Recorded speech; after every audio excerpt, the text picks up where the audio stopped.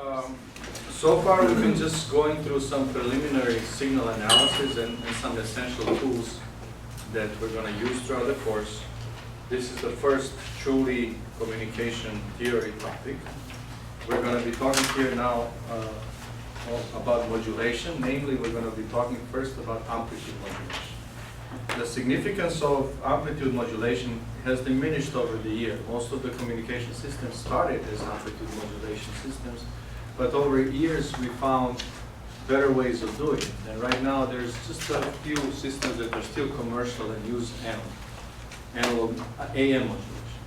Now, but that's not what the goal here. The importance of what I'm going to be covering here is, again, the tools and understanding of what is happening, because there are a lot of concepts that we're going to be dealing, like shifting, translating, filtering, and so on, that will come later, but that will be used on a much more complicated setting. It's much easier to understand these concepts when we're just dealing with an amplitude modulation, because the modulation is simple, the math is simple, so you can grasp the concepts. So later when we start doing FM and digital, you're going to actually understand the concepts and just apply to this particular modulation scheme. So, so today we're going to actually be talking of amplitude modulation.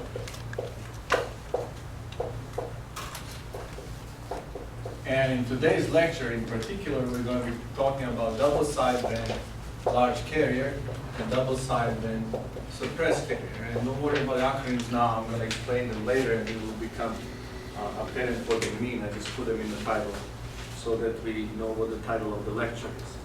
So first thing where we start, we're going to start with the signal M of t. And this is kind of like a general sentence. This is what I'm going to call message signal. And remember our block diagram of the communication system. This is the signal that goes into the transmitter, right? So this is your voice translated into voltage or current, image, whatever may be the signal. But this is the signal that we put into the communication system. And if everything works right, this is the signal that we should get at the output, right? So, but we're going to assume put some restrictions on M of t. We're going to assume that M of t is band limited. I never know if it has 2 or 1. It is 1. Band limited. What does this mean? This means that M of f, where M of f is the Fourier transform of M of t, is identically equal to 0 when f is larger than some w. In other words, if I were to plot the spectrum of this signal, which is the common name that we give for magnitude of M of f, then it might look somewhat like this. I can identify w in a frequency domain, after which there will be no components that participate in building this signal. Now the question is, how realistic is this? We already looked at some signals, and they didn't behave like that. If you look at the pulse, it had sync spectrum that goes up to infinity. If you look at that pulse train that we had, that one had a spectrum that goes to infinity and so on. The truth of the matter is, all the signals that we look at are mathematical fictitious. All the real signals behave like this, right? And if you look at voice, there are voice components, high in the spectrum. The same is true for all of them. Let me actually, in passing here, give you what W is for different signals.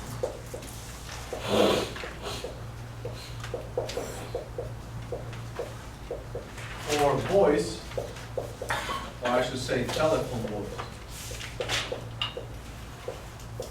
we have the W is 4 kilohertz. Right, that's the standard bandwidth that we use for telephone voice. Why do I say telephone voice? Because in actuality, voice has frequencies that are above 4 kilohertz, but their contribution to the power of the signal is so small that frequently we get rid of them. Right? That does not impact, it reduces the bandwidth of the voice signal. It does not impact understanding of the voice in any significant manner, but does change the voice. And you know, we all know that very well. When you hear somebody on the phone for the first time, you don't know who it is, right? But then you always ask, who is it? And then they say, okay, so and so. And then you say, oh yeah, I can see now, right? And then later on you learn how somebody sounds in person and how does the somebody sound over the telephone. And the reason for the difference is this. We actually say the voice is this wide. I'm going to get rid of this portion to save some bandwidth, but I'm going to lose some of the fidelity of the voice. And most of our telecommunication systems as of today are designed cutting off everything at about 4 kilobits. As a matter of fact, a little bit lower than that. Right? The communication systems of the future are actually extending this. There are standards that we're going to use for voice transmission that go all the way up to 15 kilobits. In that scenario, when you hear somebody over the phone, they're going to sound just like as you talk to them in person. Right? But historically, since the bandwidth is, you will find out in communication, it's all about bandwidth, right? Because you have a finite amount of bandwidth, and that's the most precious resource. So looking historically, that's always the bottleneck, and then you try to squeeze your signal in as small portion of the spectrum as you can. So to make long story short, voice goes up to 4 kilohertz. Music, and this is again FM radio quality.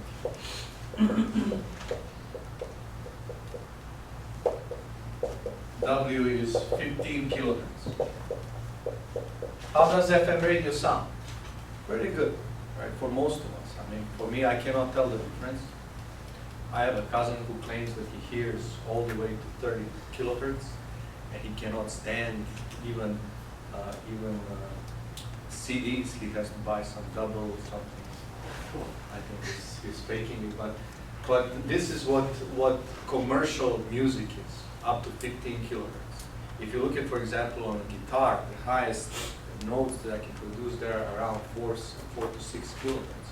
So this is the basic harmonic, and then a second and maybe third harmonic that I'm capturing within 15 kilohertz. And then for video, motion video, this W is around 5 megahertz. But whatever may be the case, you can see that the bandwidth is limited, and we can clearly identify the frequency W, after which I'm going to assume that there are no other frequencies that participate in building of this signal. Another thing that we're going to assume, so this is the first assumption on M of t. The second assumption is that M of t is a power signal,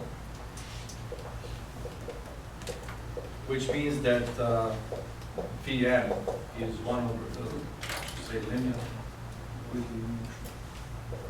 When t goes to infinity, 1 over t, integral over t, magnitude of M of t squared dt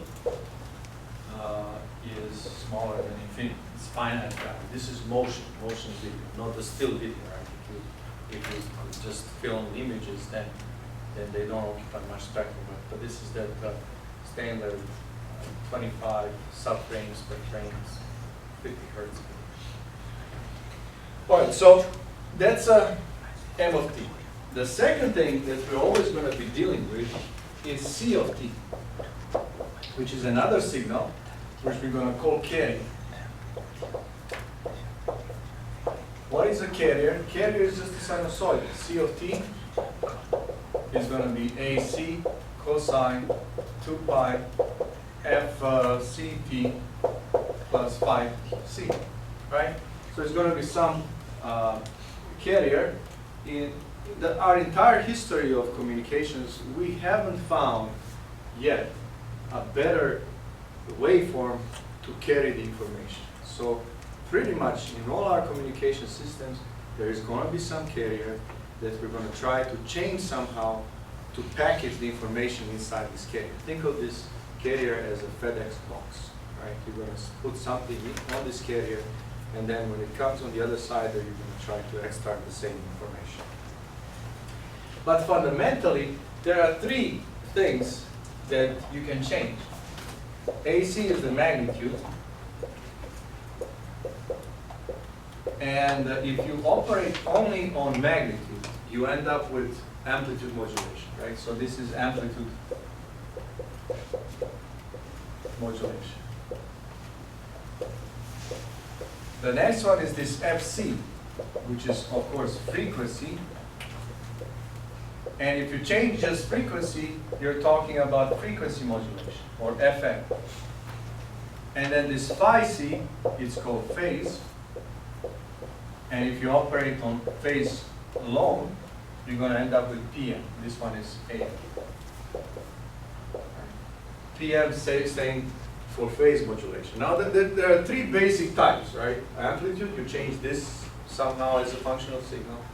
Frequency, you change this somehow as a function of signal. Or phase, you change this somehow as a function of the signal. Now, nothing is to say that you cannot do combination. And you will see sometimes the modulated signal is going to change both, let's say, magnitude and phase, or magnitude and frequency, or any combination of those. In analog communication, the way how we work, we have AM, which changes this magnitude, and we have FM. We use FM. In digital communication, dominant modulation, actually all three of them are used. In analog communication, rarely do we use PM. And I'll talk about it later when we talk about angle modulation. Quick question. The FC is the carrier frequency, isn't it? Carrier frequency, correct. Carrier frequency. Carrier magnitude or amplitude, carrier frequency, carrier phase. And all of these pertain to carrier. Now, if we narrow down our attention to just amplitude, we can modulate this waveform in several different ways. And the book talks about 4 different ways. I'm going to actually talk just about 3 of them. But let's list of different AM modulations.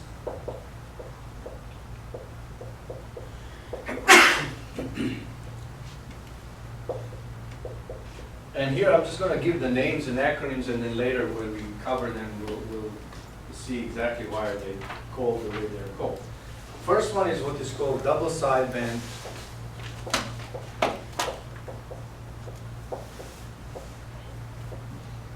with suppressed carrier.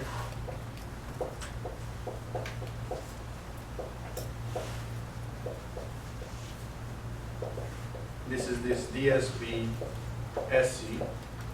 Then there is a double sideband with large carrier.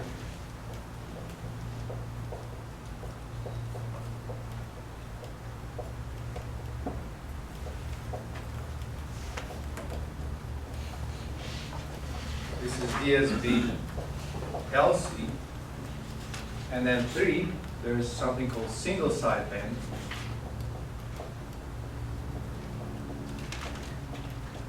SSB.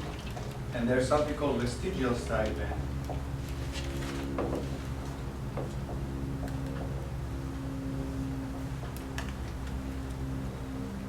VSB. Now, as I said, I'm going to cover the first 3.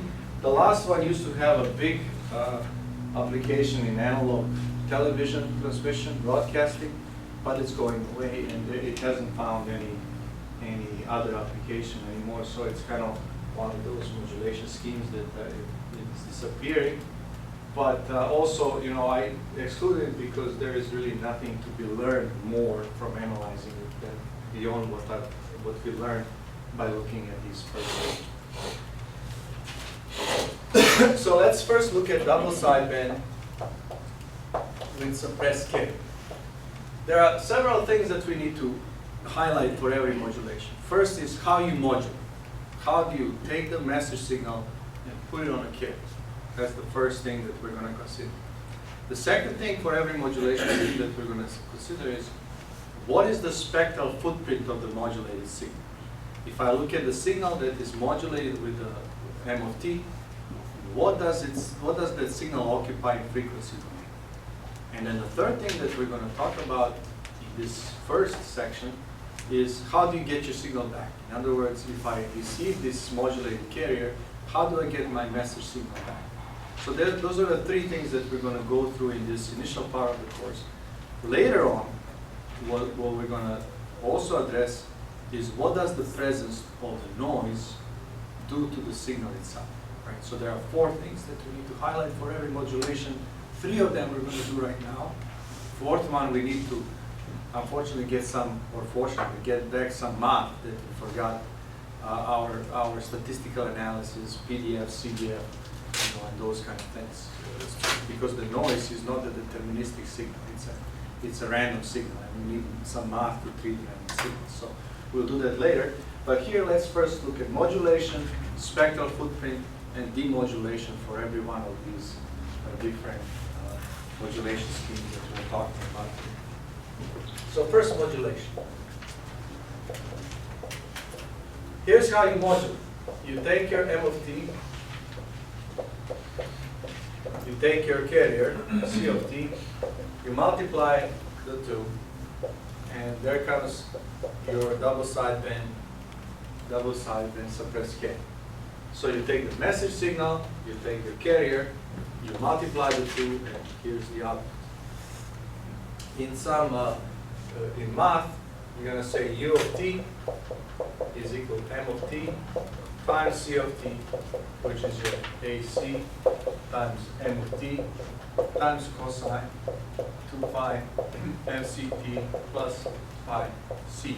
So this is your magnitude, right? And you can see that the magnitude of this waveform now depends directly on the message signal. As the message signal changes, this whole term will change, and that's the magnitude of the sinusoid. Now, what also, it's not stated here explicitly, and strictly speaking, doesn't have to be the case, but it's always the case, that FC is much, much larger than W. Right? So that's a safe assumption to make. Let me give you an example. Let me test your knowledge of your radio dial. Where on the radio dial, or where in the spectral domain, are AM radios? Anybody? Where do they start? Or any number? There are a few hundred kilohertz, like actually 500 to 1100 kilohertz. That's where they reside, AM radios. So your carrier frequency is, let's say, 600 kilohertz. What is W? AM radio is used for the voice transmission, right? So you're talking FC being 600 kilohertz and this being 4 kilohertz. So you can see that this relationship holds, right? And it's true in pretty much all the modulation schemes. Your carrier frequency is going to be much, much larger than your W, the baseband bandwidth of the signal. So how does this look like? Let's say you have your message signal that might look somewhat like this. So when I take this signal and I multiply the carrier, so this is your U of t, you get this, what we call envelope. Envelope stays the same. So this M of t is kind of imprinted in the envelope of the signal, and then you have this carrier that bounces back and forth with this particular magnitude, kind of following the magnitude of the sinusoid that follows the message signal M of t. Okay? Any questions here? Simple as can be, right? So let's look at the second topic, and this is the frequency content.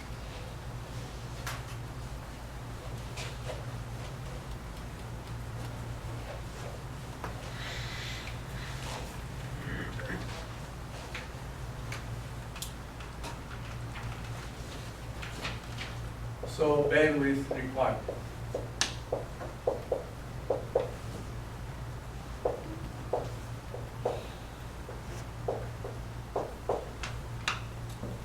So we know that Fourier transform of M of t is our signal M of f.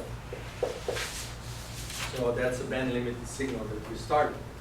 So what we need to determine is what is the Fourier transform of M of t times C of t, because that's our modulated signal, which is a Fourier transform of AC times M of t times cosine 2 pi f c t.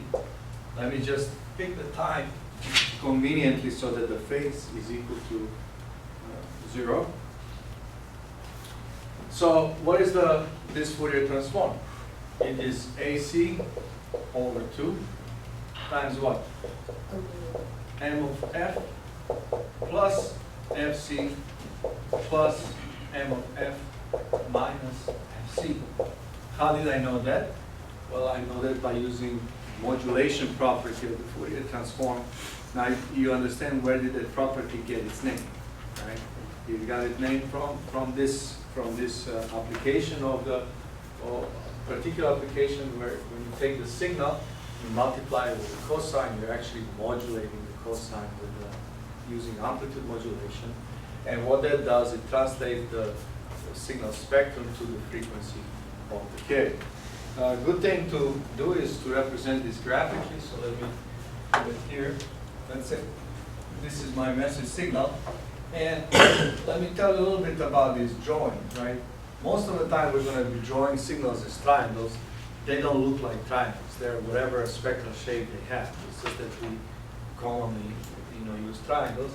So in most of what we do, the actual shape of the spectrum is not going to be of any particular interest.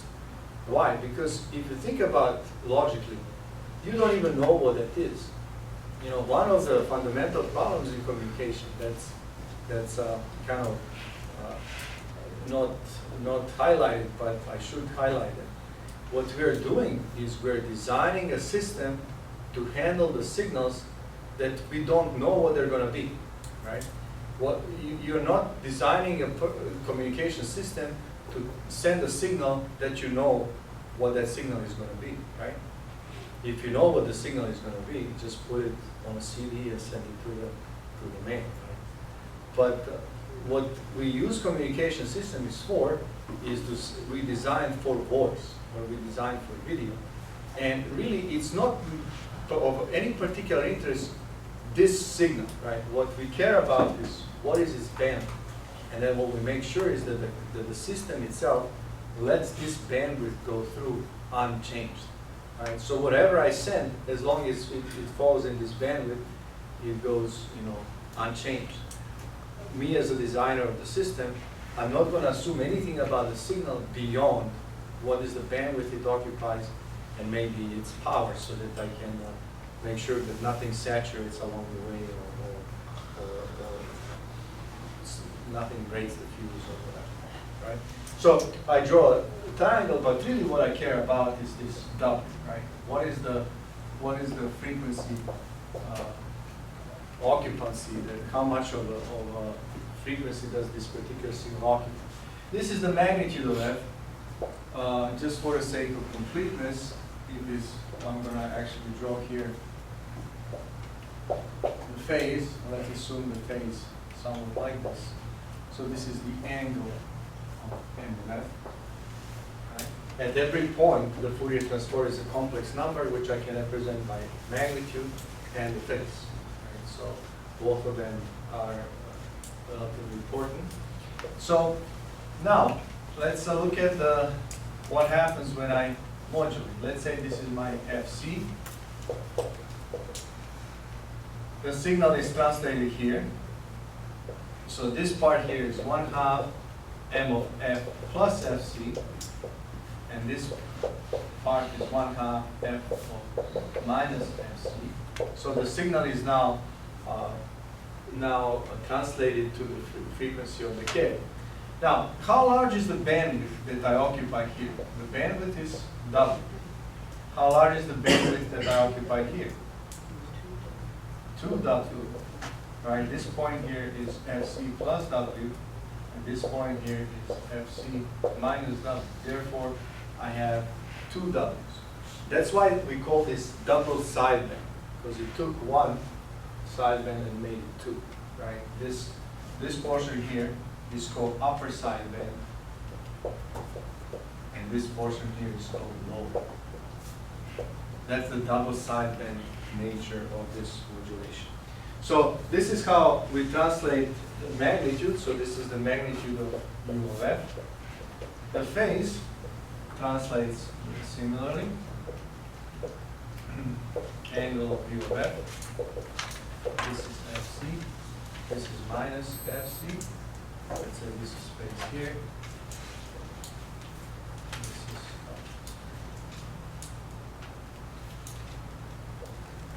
Alright. So that's the phase here. The magnitude always is an even function. It always, does this. The phase is odd function, so you have to flip this and then overlap and you will line up. So of a real signal, when you have a real signal, the magnitude is even and then the phase is odd. Okay? Any questions so far? Go ahead. It's what's there, is that like 1/2 MF minus FC and then minus negative FC, is that what that really is? No, this is not, this is function, m of f minus fc. This is taking this, delaying it by fc in a frequency domain, and then scaling it down by 1/2. So this is how you get this track. So this triangle and this triangle are the same as this guy. It's just shifted the frequency domain. 1/2 goes here, 1/2 goes here. And think about it, you split it and then you move it to the frequency of the k. Right, so this is not 1/2 times m times f. No, this is, it's 1/2 m of f minus fc. Right? It's an argument to this function in the way. Okay. So, okay.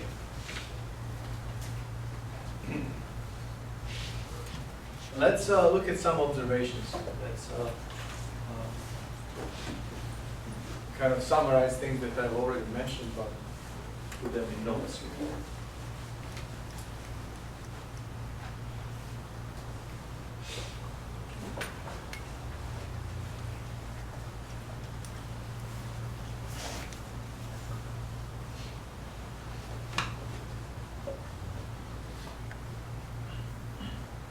I actually have 3 observations.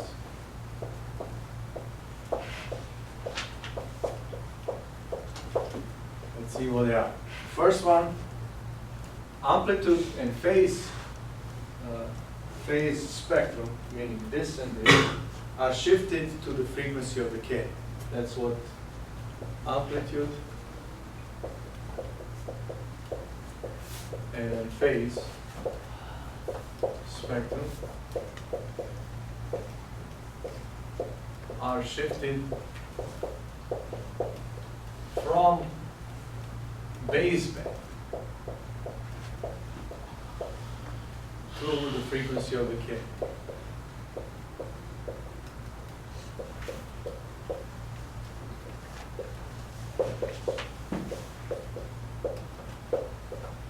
Now that's the first observation, and we knew that from the modulation property of the Fourier transform. The second thing, amplitude spectrum is scaled by 1/2, and 3, modulated signal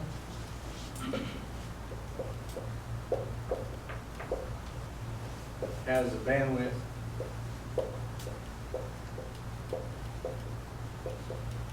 of 2 W. Right? So when I modulate,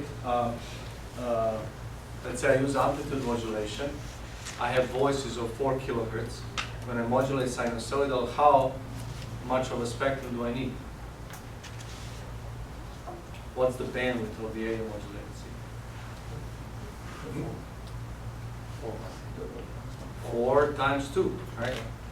Because here, it's going to be 2 times double, right? So if it's 4 at the baseband, it's going to be 8 at the K frequency. And if you just, when you drive home, look at your AM dial, the stations are separated 10 kilohertz apart. Just to have, 8 kilohertz of a signal and a little bit of a guard band, so that they don't, so you can filter them out. They don't interfere with each other. Okay.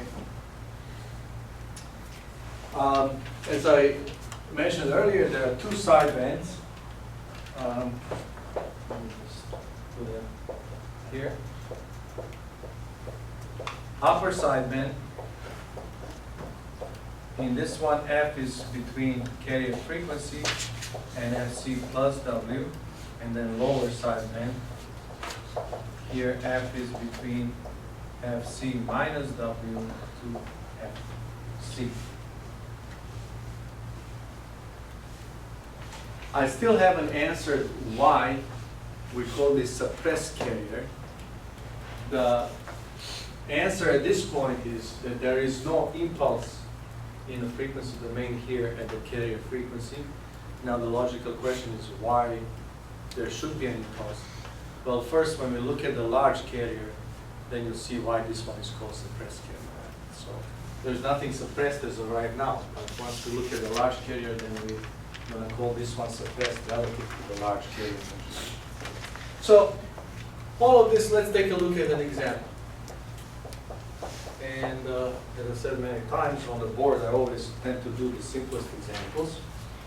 So I'm going to consider a master signal, M of t, which is just a simple sinusoidal, a cosine 2 pi fm t, where fm is much smaller than carrier frequency.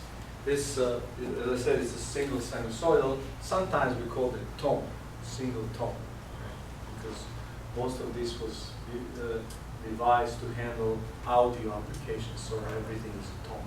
Sinusoidal is a tone. So now, how does the modulated signal look like this? In this case, it's u of t is m of t times c of t, which when I substitute, this is a cosine 2 pi fm t, and then times ac cosine 2 pi fc t plus the phase. Now, I can take this product and decompose this using trig identity as a times ac over 2 cosine 2 pi fc plus fm t plus fc, and then plus a ac over 2 cosine 2 pi fc minus fm t plus c. What is it that I did here? I said a cosine alpha, or just cosine alpha times cosine beta is equal to 1/2 cosine alpha plus beta plus cosine of alpha minus beta. This is one of the trig identities that we're going to be using all the time. When you have a product of the two cosines, it's 1/2 of the cosine of the sum plus 1/2 cosine of the difference. So here I have the cosine of the sum, here I have the cosine of the difference. So that's our time domain. And you know, it's fine, I mean, it's not complicated, but it's much easier to see, again, all of this in the frequency domain. Let's just look at it in a frequency domain.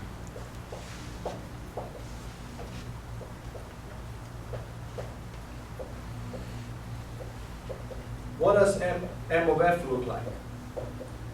M of f is a pure cosine. What is the Fourier transform of the cosine? It's a over 2 delta f plus fm plus what? Delta of f minus fm.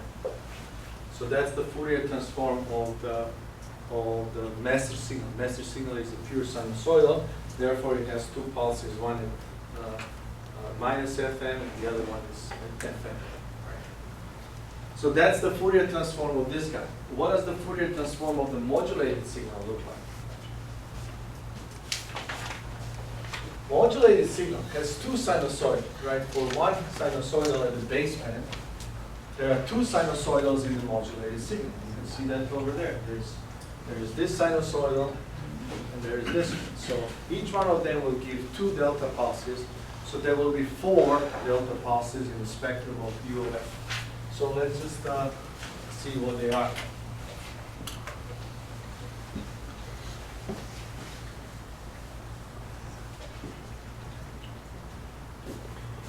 again, I'm going to assume, for the sake of simplicity, FC is equal to 0. So U of F is going to be A, AC over 4 now. And then I'm going to have delta F plus FC plus Fm plus delta F plus FC minus Fm plus delta F minus FC plus Fm and plus delta F minus FC minus Fm. So there will be 4 deltas, 2 of them centered minus FC, and the other 2 centered at plus FC. So let me actually draw this so that it becomes much more obvious what we're doing.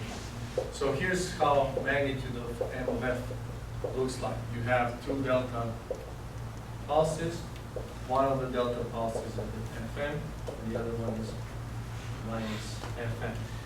A lot of times, although delta is infinite, right? So delta goes to infinity. But a lot of times, to indicate the area under delta, you put here, kind of like a magnitude. But always remember, it's not a magnitude; it's the area under the curve of this delta pulse. Right? So if you look at it here, that's what I'm talking about. This A over 2. So that's what I have M of F. And then if you look at U of F,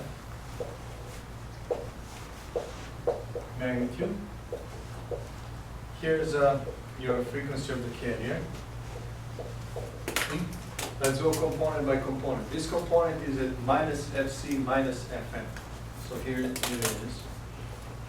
Then I have component FC minus FC minus Fm minus FC plus Fm, and both of them have area under the curve A, AC over 4, A, AC over 4, and then you have 2 other ones, which is, this one is FC plus Fm, that's this guy, and this one is FC minus Fm, which is this guy, and they have also magnitudes A, over 4.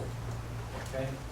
So that's the spectrum of U of F. And this is what we expected, because you can see what happened is this spectrum, which was the baseband of my signal, got shifted to here and to here, and then scaled down by 1/2.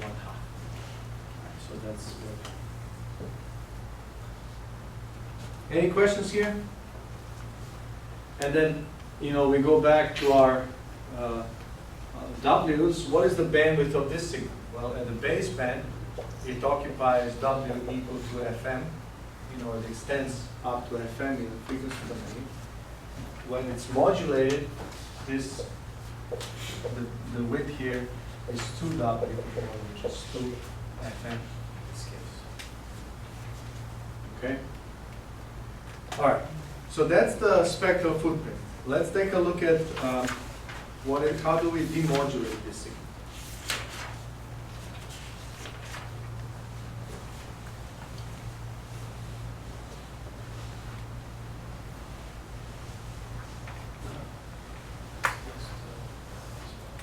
I'll just leave it.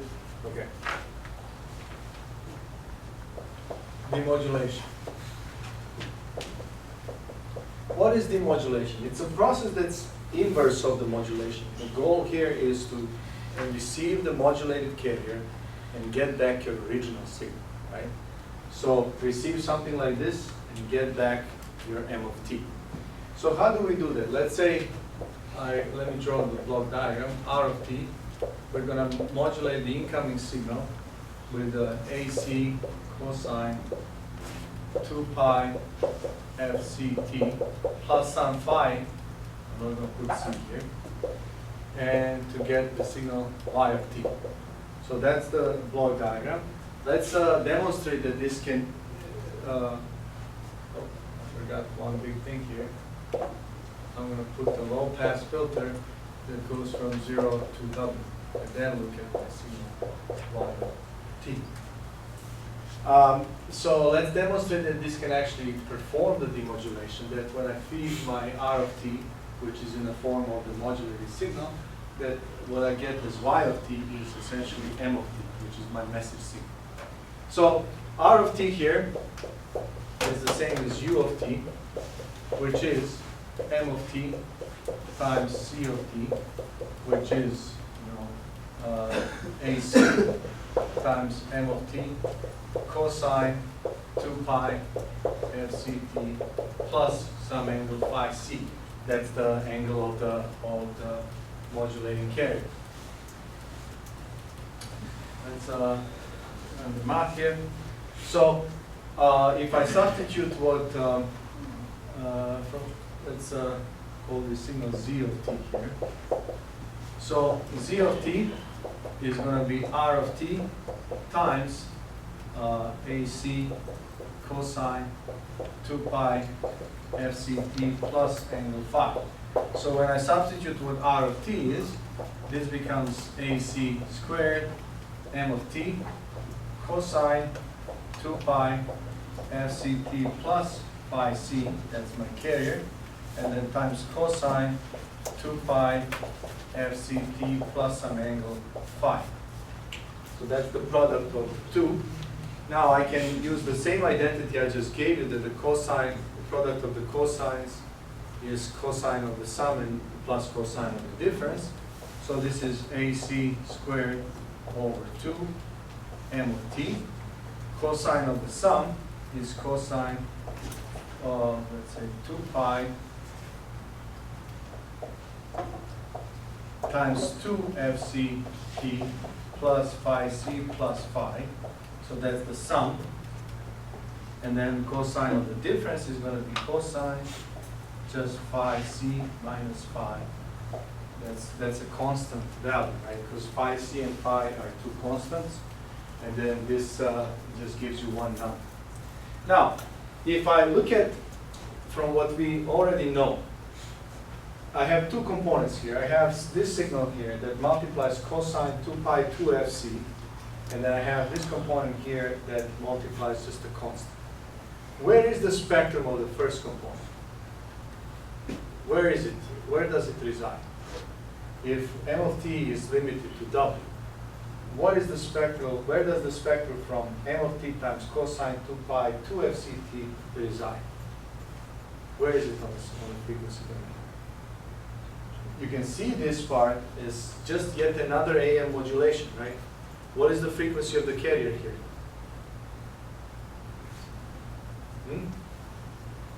2fc, right? So this first terms, this one and this one, translate the spectrum of the signal to the frequency of 2fc, right? Just like what AM does. When I present that to this low-pass filter, what does the low-pass filter do to it? Filters it out, eliminates it. Right? These are the high-frequency variations that will not go through this filter. This filter will let from 0 to 4 kilohertz, and this signal is, let's say, at 600 kilohertz times 2. So it's way up high, right? So it goes away.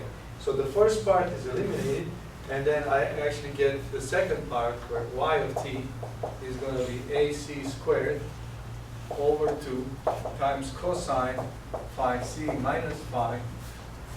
Let me put this in times m of t. Now if you look at this, this is a constant, right? This is some gain times m of t. So my signal that comes with the output is proportional to m of t. That's what I want. I mean, you cannot really necessarily demodulate the same signal, but if you get something proportional, then you always have some volume knob that will adjust the power of that signal. The important thing here that is worth pointing is this relationship between phi c and phi. Phi c is the phase of the incoming carrier, right? The one that was sent from the transmitter. Phi is the phase of the locally generated carrier of the same frequency. It's relatively easy to synchronize these two guys in frequency, but it's relatively hard to synchronize them in phase. Now, what happens if they're not synchronized in phase, you start losing, right? Because cosine of anything that's different than 0 is smaller than 1, right? So what you get here is becoming smaller and smaller. In the extreme case, when the difference between phi c and phi is pi over 2, you don't get anything in the output, right? Your signal is gone. So the fundamental problem with this modulation scheme, despite of its beauty and simplicity, is the fact that you have to have a very precise synchronization of the local oscillator to the incoming carrier. In other words, these two sinusoidals need to have the same phase. Why is that difficult? Because remember where these guys are generating. The local oscillator is here at the receiver. Carrier is way out there at the transmitter. So you have a problem of synchronizing two sinusoidals, one of them in this classroom and the other one in Tallahassee, right? I don't know if you can reach Tallahassee on AM, but let's say at least in Orlando, right?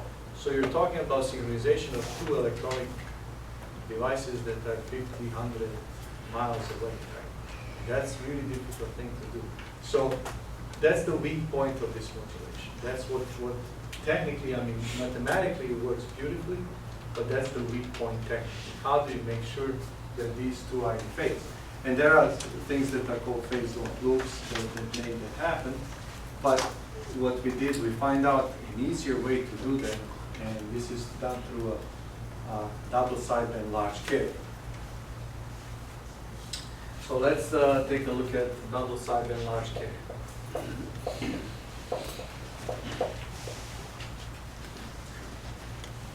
In this one, the idea here is simple. It is saying, okay, why do I need to regenerate this carrier? Why don't I just send it along, right? I send my modulated signal, but I also add the carrier to the mixture. And what the receiver has is both the modulated carrier and the carrier itself. So hopefully it can use the carrier to demodulate what, it doesn't have to generate anything locally. So that's the idea where we start. So this is also known as a conventional A. So here the signal U of t starts as AC M of t cosine 2 pi LCT, but I'm going to add cosine 2 pi LCT as well. In other words, I take my modulated double sideband suppressed carrier and I add another carrier to it. Okay? So that's the starting point. If you write this, you say, okay, well, I can rewrite this as AC 1 plus M of t cosine 2 pi CT. Okay? I'm also kind of assuming pi c is equal to 0. Now you may say, well, why do you assume that? Just not to complicate math. This is kind of arbitrary because I can always start the time counting so that I make the carrier phase equal to 0 as a start from whatever point in time I want. Now in practice, what we do is, in practice, M of t is scaled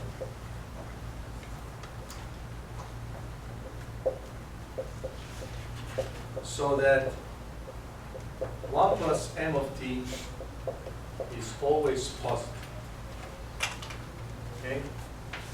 So, in other words, I take the signal and I add the carrier so that 1 plus M of t is always positive, right? Usually the signals, they don't have DC component, they go back and forth. So what I make sure is I add the DC component so that it never goes back and forth. It always stays positive. So if I were to draw now, what happens is this. Here's my, let me start and give you 3 drawings here.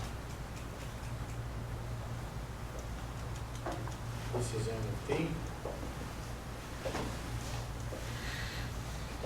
This is 1 plus M of t. And this here is going to be U of t. how the modulated signal looks like. T is on all three of these ends.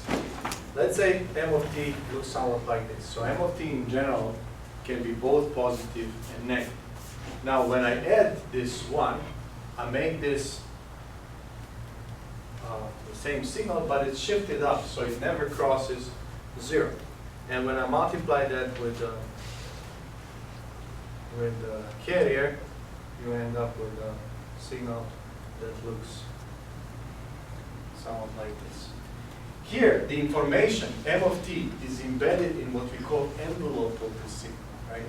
How does the signal amplitude change over time? But the signal, modulating signal here, never crosses 0, and that's an important point. So we call this one. So what is the double sideband large carrier? It's essentially the same as double sideband modulation with suppressed carrier, but now I'm adding a DC component to my message signal M of t.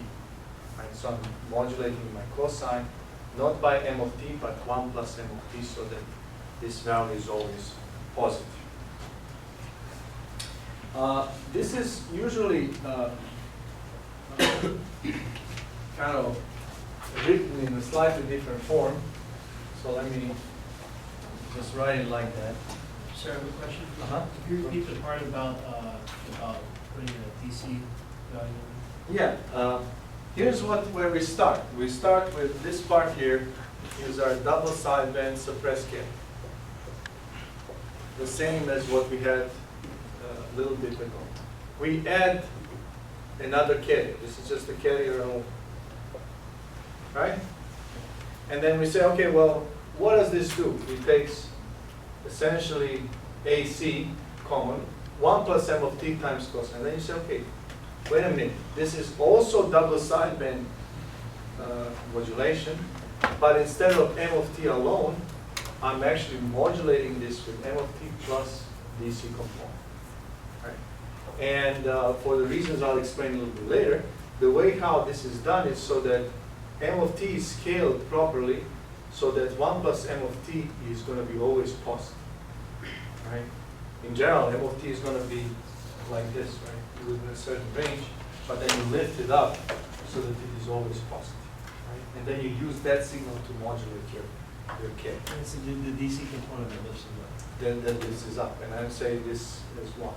Right? Now, that's why this there's a better way of writing this, so let me just write it so that this is how most commonly you will see this written. Most commonly what we do is we say U of t is equal to whatever is the magnitude, 1 plus A m n of t times cosine 2 pi fct. Right? Now, what is this mn of t? Mn of t is the normalized message signal.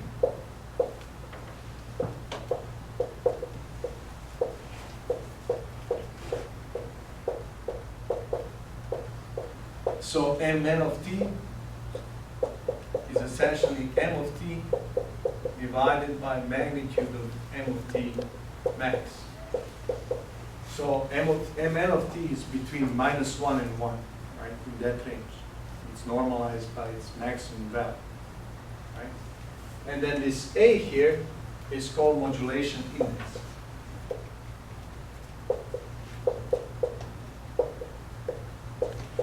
Where A is always between 0 and 1. Right? Modulation index.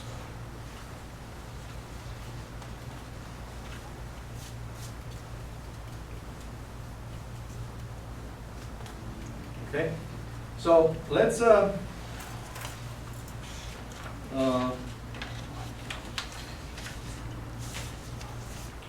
take a look at an example.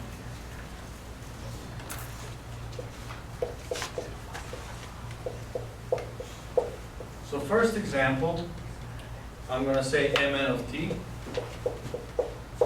is going to be cosine 2 pi f n t. I'm already picking my modulating signal to be a simple tone. So let's take a look at how is this different than the previous example where we just had this tone modulating double sideband suppressed carrier. Here I'm going to also assume FM much smaller than FC carrier frequency.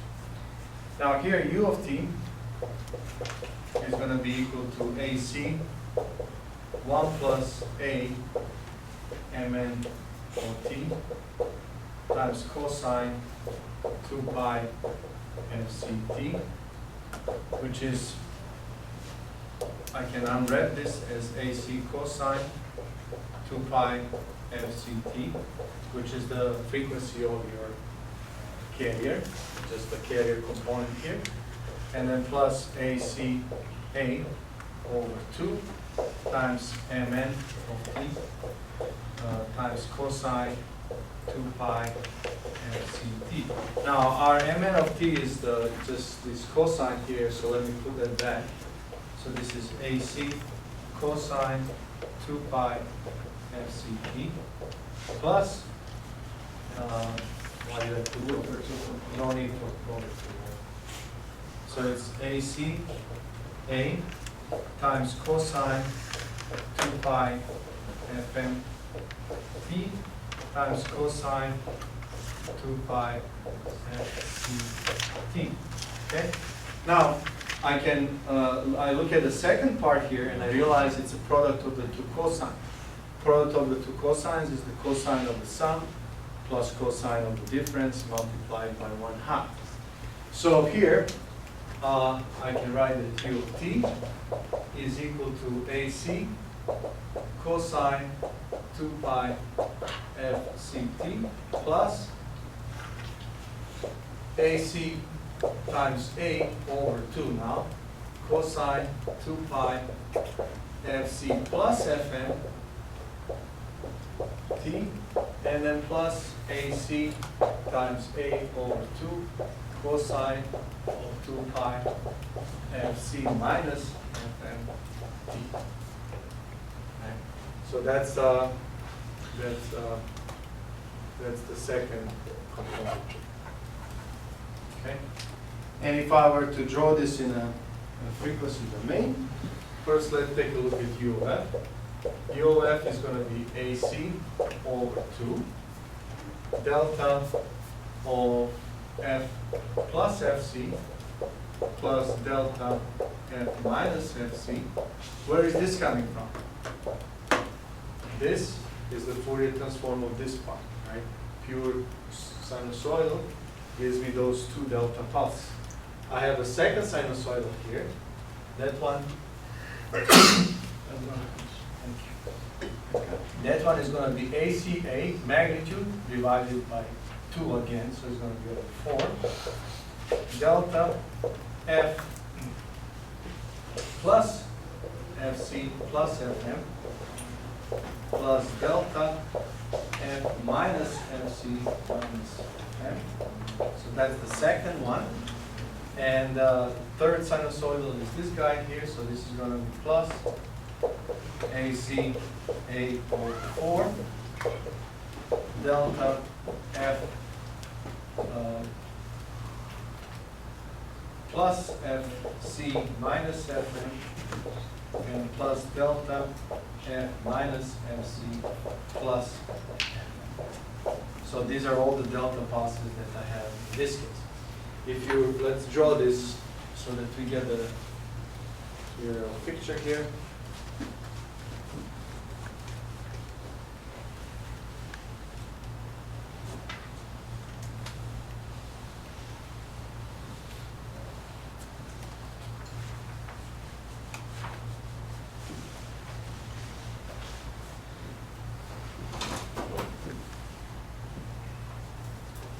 All right, so if I draw my U of F here, magnitude, then here's FC minus FC, here's FC, the function of F here. Let's look at the components. I have this guy here, all right, so this one continues the component here, AC over 2. There's a component here as well, AC over 2. Then I draw this part. This gives me a component at FC minus Fm. So there is one here. The magnitude of this one is AC times A over 4. And it gives me this component here, which also has AC times A over 4. This one is at FC plus Fm. And this one is at minus FC minus Fm. So that is given from this guy. And then I have these two components. One of them is here at minus FC plus Fm. And this is AC times A over 4. And the other one is here, FC minus Fm, located at AC A over 4. Okay? So that's the full spectrum here. How is this different than what I had before, when I just did the double sideband suppressed carrier? I had these 4 spectral components were there, but these 2 were not. This one had the frequency of the carrier. Because remember, I added them artificially. I said, let me add the carrier to my transmit signal. That's why this one is called large carrier, because you add this carrier component to the signal, and in the spectrum of the signal, there will be a delta pulse here that corresponds to a particular carrier. Right? Because there's a carrier transmitted, there's going to be delta pulse at that frequency, and we call this large carrier, and the other one becomes a suppressed carrier. Go ahead. The A over 2 that comes out of that, is that a result of the delta function breaking apart into? Yes. When you take the cosine, the Fourier transform of the cosine is 1/2 delta f plus the frequency and delta of f minus frequency. Right. So that's that. This one breaks and there's 4 here. And this one breaks and so there's 4. And this one starts with just the magnitude. So when you break it, you end up with just the 2. Okay. So far, we've done all the math, but I haven't really built a case for any of this, right?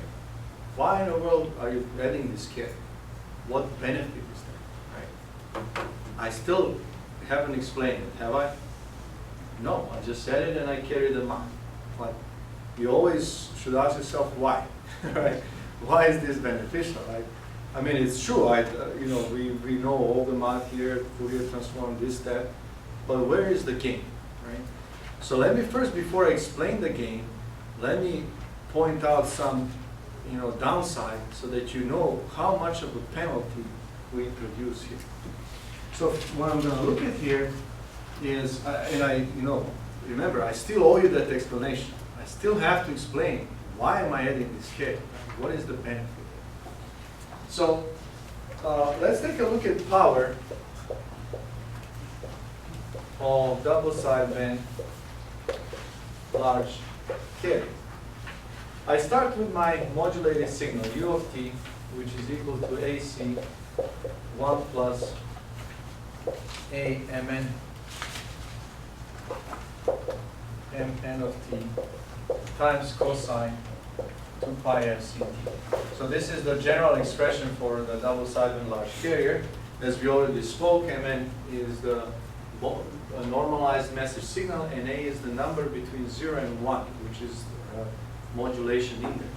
So this A makes sure that this 1 plus m of t never always stays positive, right? This never exceeds -1, never crosses the x-axis.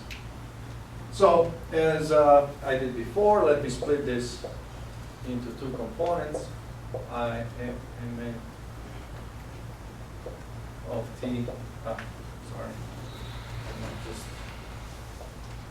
copying cosine 2 pi fct plus AC A mn of t cosine 2 pi fct. This part here is your carrier, and this is a modulated part, right?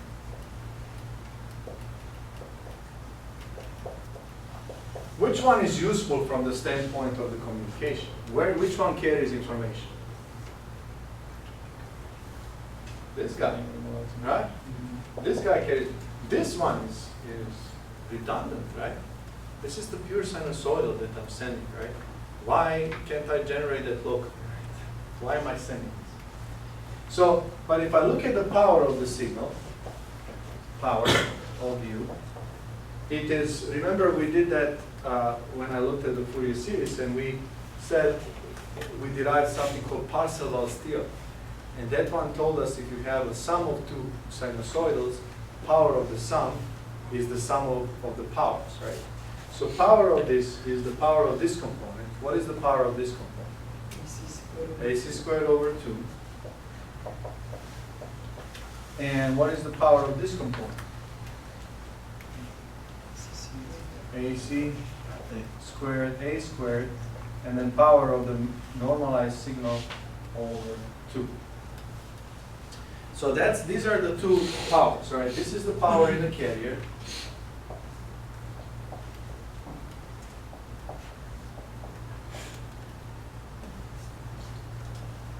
And this is the power in the modulated part.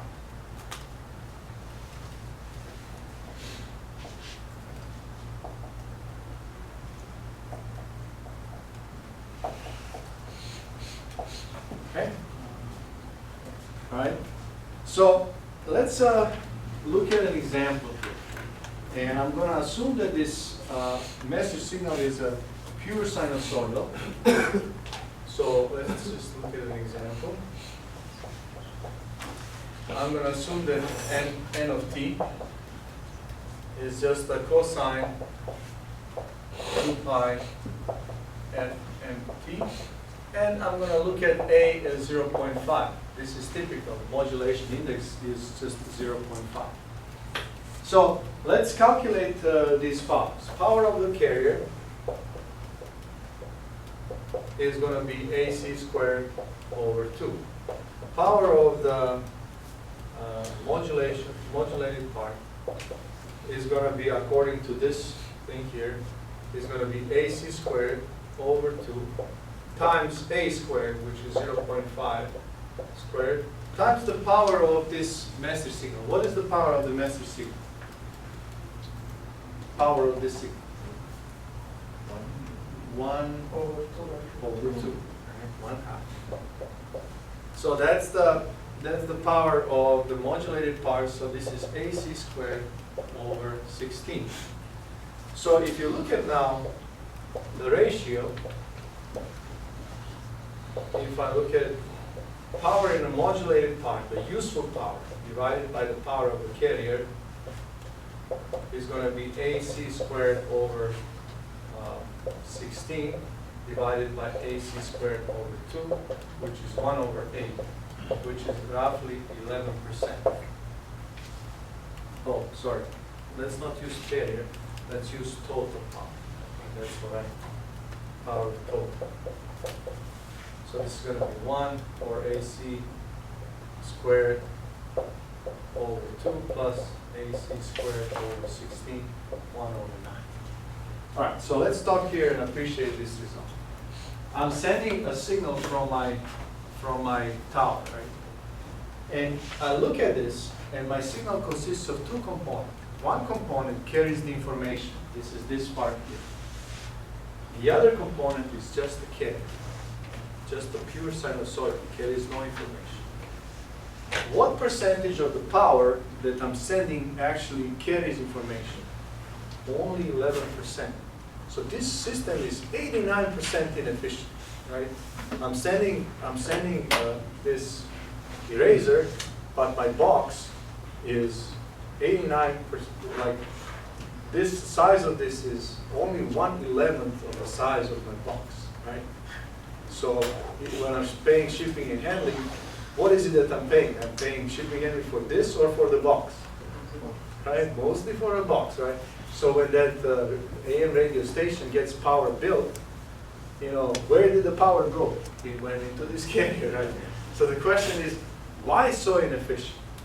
And the answer is, let's take a look at how we demodulate this signal.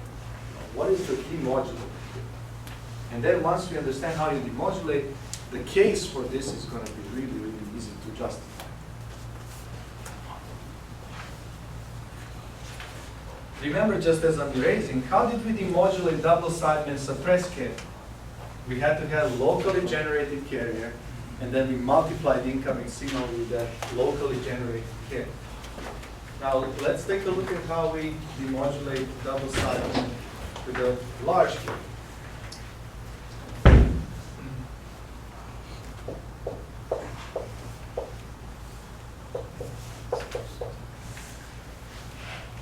In this case, we're going to present our modulated signal to something that's called envelope detector.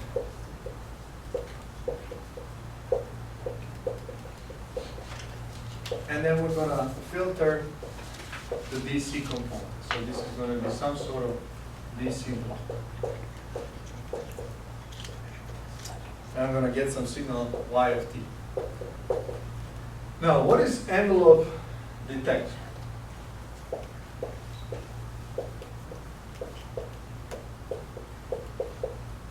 Is a device that actually consists of two blocks. One is a rectifier, something that has a transfer functions like this rectifier. We're familiar with rectifiers. We distribute AC current, and we have to turn it into DC. The easiest way to do that is just chop off the negative pi. Just have a half of the sinusoid. We call that 1/2 wave rectifier. And then sometimes in your schooling you saw the full wave rectifier with some diodes. You kind of make it so that it is both part of the sinusoid. And then after that, I'm going to put this through a low pass filter. Why do we do a low pass filter? To smooth it out, right? So that the signal gets smoothed out. These two together are called envelope detector. So this is envelope detector, as I said here. So now, okay, so that's what I claim that I can use for demodulation. So let's understand how it works. I start with my signal. Let's say this is my signal here. And then because the envelope detects the modulated signal, and then has this carrier that is bouncing between these. This line here is 1 plus A and this line here is minus 1 plus A and T. Right? That's how I modulate. I have this 1 plus A M of T acts as an envelope, and then I multiply that with the cosine. Cosine is both positive and negative, so it kind of bounces back between these two. Now, what happens when I feed this into a rectifier? Rectifier is going to do one of the two things. Let's say we have a simple one. It will just chop off the bottom part. Just don't let current go this way. Just let it only go one. Or in better case scenario, it will take these negative ones and flip them over. Right? That's what we call full wave rectifier. And the output of a full wave rectifier, here's what I have. I have these lobes that are kind of rectified sinusoid, right? So I took my cosine and then I rectified. So I get a whole bunch of these halfway. Now what happens when I put this signal through a low pass filter? What does it do? It starts cutting off this high frequency component, so the signal becomes lazy, so to speak. It cannot go fast up and down. What it does, it kind of starts doing this, right? Kind of riding these peaks, right? And then, so this is after rectifier, and this envelope here is after the filter. And then one last step is when I block the DC signal, what do I get? I get this moved down by this DC component here, so I get my signal which is now proportional to A and, or just like I say, N over P. Okay? Now, what you should notice, I didn't do any math here, because math is really complicated. You know, it will take me several boards to explain all of this. But the thinking here is really easy. The reason why I lifted everything, to make sure that the information is in the envelope. So then if I just devise something that detects what the envelope looks like, and then strips the DC, I'm getting my signal back. So how do I do that? Well, let me just give you a simple realization of all of this, and then we'll discuss why is this beneficial.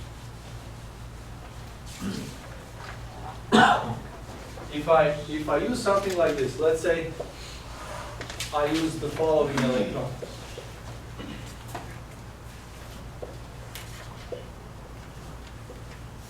And then here, let's say some gain. This is diode, this is capacitor, resistor, capacitor, and so on. What's the cost of this? If you went to Radio Shack, how much are you going to pay for this? This is diode, capacitor, resistor, another capacitor. We're talking $2. That's due to inflation. Probably, you know, it was less than $1 before. So now, here's the reason. This circuit that can demodulate double sideband large carrier is extremely simple. It is manufactured for very cheap price.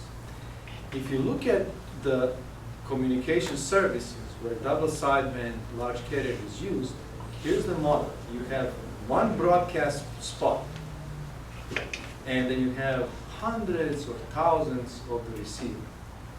So what is driving the entire cost of the system? It's not this big powered transmission side. It's all of these receivers, because simply there's so many of them that they add up in cost.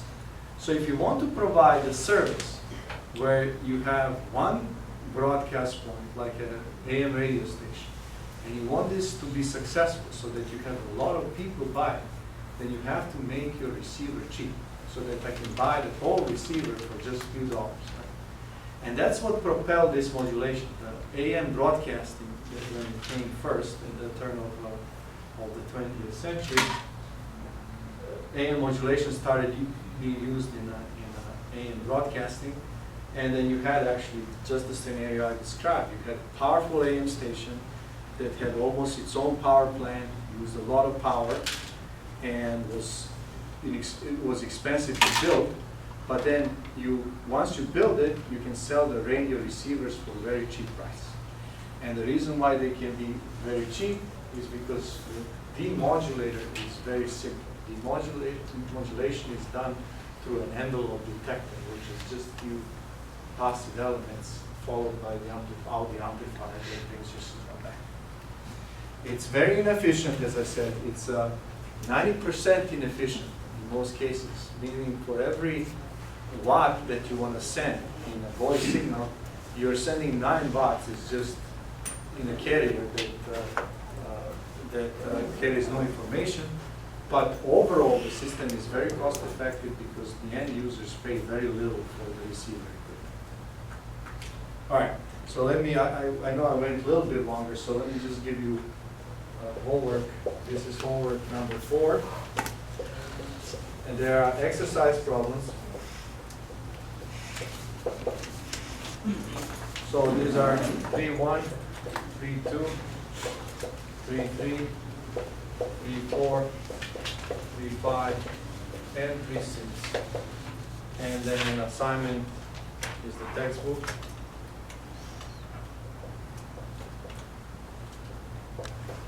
There's 3 problems, 3-1, 3-3, and 3-4. Okay? Homework 3. This is Homework 3. homework 3? No, this is homework 4. You gave us 2 homeworks last semester. Homework 2 and homework 3. That should be this one. I think this thing. This is 3? Yeah. 4. Maybe. 4? Is it 4? 4. It is 4. Yeah. Yes. Four, because this is the sixth lecture. Yeah, Two of them didn't have. The first one didn't have, and the review session didn't have. But the rest of them. Okay, one of the homeworks is due today. So, isn't it? Yeah. Yeah, good question. We haven't done any mathematics on this part, you know, we have homework in regards to the mathematics. For this? Yes. Correct. But no, but you will see, and this is all the math you can actually do. Okay. And there is not much, because once you start calculating the values of this, it gets complicated pretty fast. Hopefully you've seen this. I mean, in undergraduate, we analyze this in great detail by looking at a full way and half way rectifier. But here, as I said, you know, what is gonna be, what we're gonna do in this course, you're gonna just put the block and you say envelope detector, and then you're gonna take envelope or whatever is the signal over there, and then just continue, right? So we're gonna say, just like we don't do filter, and we say, I have a low pass filter, and it gets rid of all of this, right? So that's how we're gonna say it. We have envelope detector, and this is what comes out, right? So that's the approach. Okay, thank you so much.